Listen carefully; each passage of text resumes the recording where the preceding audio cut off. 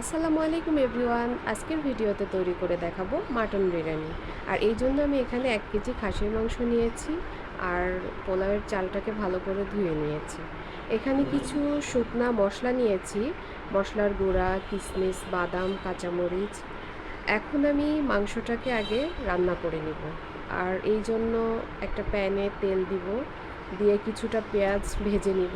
একটু ভাজা হয়ে গেলে আমি মশলাগুলো ঢেলে দিব।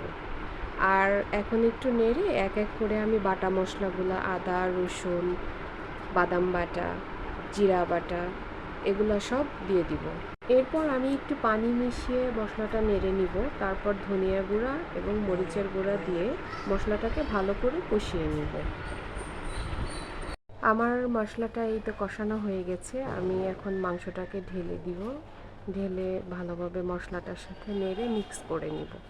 মশলাটা ভালো করে মিক্স করা হয়ে গেলে আমি এখন এখানে টক দই এবং ভিনেগার ফেটিয়ে রেখেছিলাম, ওটা দিয়ে দিব। আর সাথে দিব সামান্য লেবুর রস। এখন ভালোভাবে মিক্স করে আমি এটাকে 10 মিনিটের মতো রান্না করে নিব। আর অন্যদিকে আমি আলু কেটে নিয়েছি, আলুটাকে একটু ভেজে মাংসর মধ্যে দিব। আমি মাংসর মধ্যে আলুটা দিয়ে দিয়েছি, আমার মাংসটাও রান্না শেষ। এখন আমি চালটাকে ভেজে নিব, মশলা তেলে ভেজে নিব।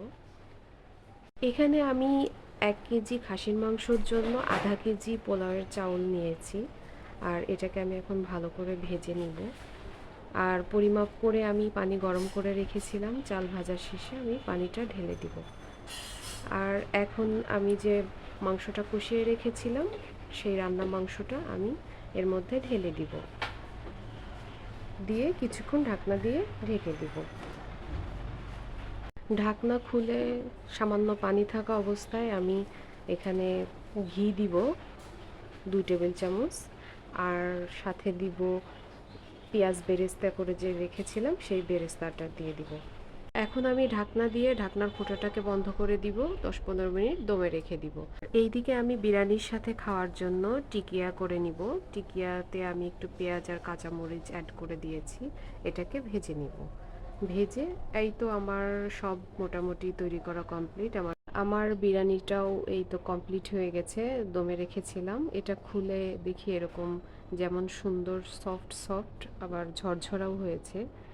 দেখতে যেমন সুন্দর হয়েছে, খেতেও কিন্তু আসলেই অনেক টেস্টি হয়েছে। এটাকে আমি এখন শসা আর বিফ টিকিয়ার সাথে সার্ভ করব, সাথে 1 পিস লেবু। সবাই ভালো থাকবেন, আল্লাহ হাফেজ।